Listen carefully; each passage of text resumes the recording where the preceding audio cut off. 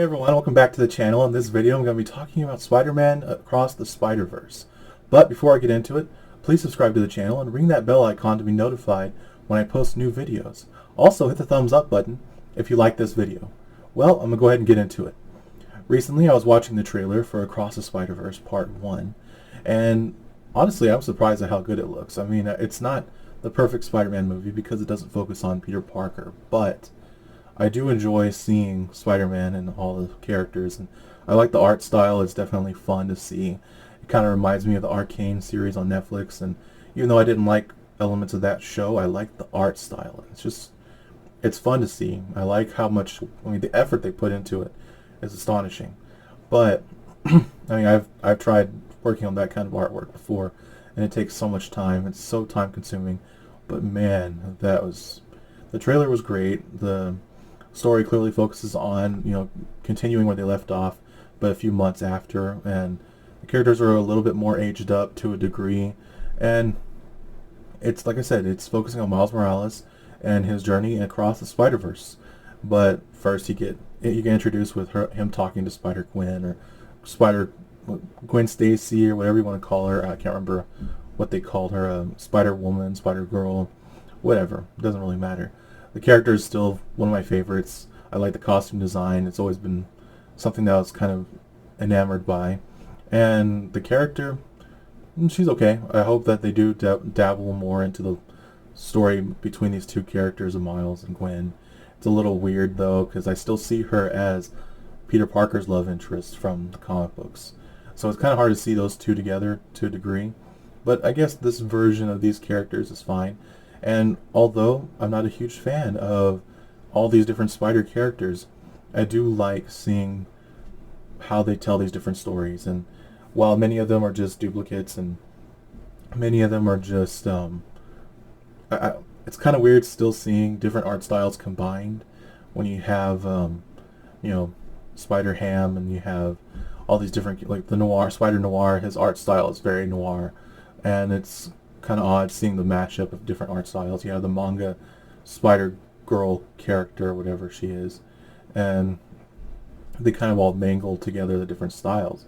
And it's entertaining to see to a degree, but I do want to see more of Peter Parker. I wonder if they'll bring in, from all the rumors that they keep talking about, a Peter Parker from one of the live-action versions of Peter Parker showing up, or maybe even all of them.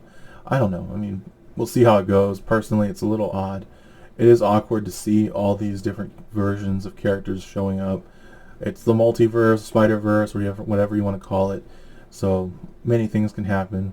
You have all these different villains from different universes. And then you have Spider-Man, I think it's 2066. I think that 36, I can't remember which timeline he's from. It's the future Spider-Man, I guess, and I've never really paid attention to that storyline. For me, Peter Parker is Spider-Man. Peter Parker is Spider-Man, and his storyline is the one that I like the most. And it does make me reflect on the Spider-Man PS4 video game and PS5 version as well. And it makes me look forward to the Spider-Man video game coming out soon, the sequel to the previous ones. And it makes me kind of makes me want to play the older PS2 versions, even to kind of go back to the older style of playing that, like just those video games, whether it's the I don't know, just something fun about it. I also have the Amazing Spider-Man video game from PS3 on the PS3, and every now and then, whenever I see these movies, it makes me kind of go back to those games. And yeah, I'm more of a DC fan than anything, but when it comes to Marvel, my favorite character has always been Spider-Man. And I guess it's because he's very much similar to Superman in many different ways, except for the whole alien thing. And Spider-Man being more of a friendly neighborhood character. And so that's the one thing I find odd or awkward about the whole Spider-Man Across the Spider-Verse thing.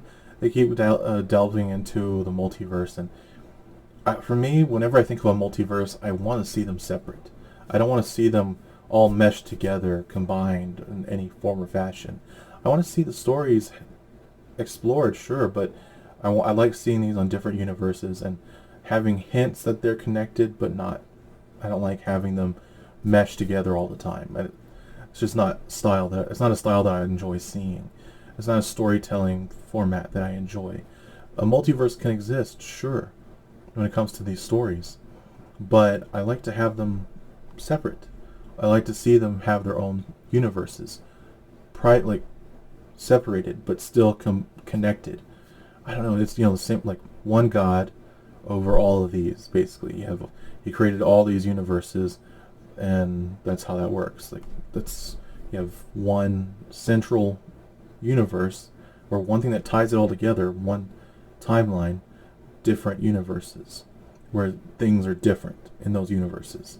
I guess you would call that alternate timelines, but in reality they all connect on the same linear line of time.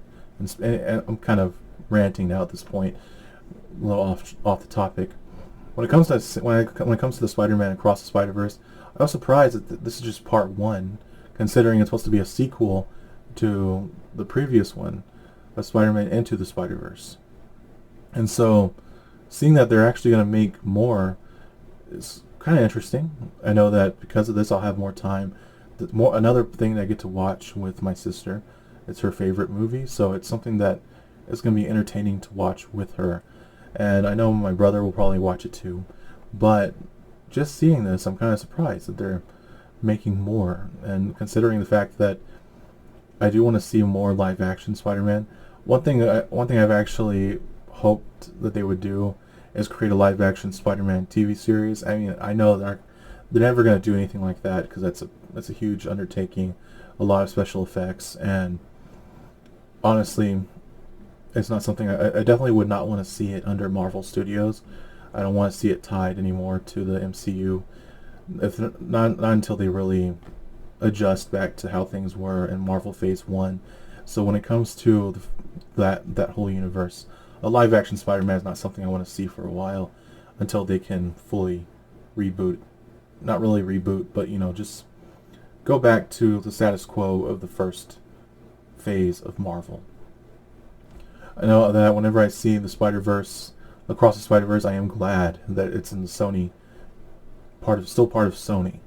They have a way of telling a story that's really unique compared to the others, and then that's probably why the first movie of Spider-Man Into the Spider-Verse, why it did so well. It still had that feel that you get from the live-action Spider-Man movies, but it's animated, and it still reflects or captures the characters that are in the comics, and at least the characters are still entertaining. They're not, they're not trying to preach. They're not trying to spread some kind of weird propaganda. I mean, if they are, I don't see it at this point. I just want to see something entertaining. I want to see a fun Spider-Man story when you have, the nature of responsibility, the power and responsibility. And what you're supposed to use your powers for, and that's to help people. That's the story they need to tell, no matter what. As long as they don't lose that core value, then there's no reason for them to stop making Spider-Man movies. I mean, honestly, the characters are fun. I still want to see another telling of Spider-Man in live-action form.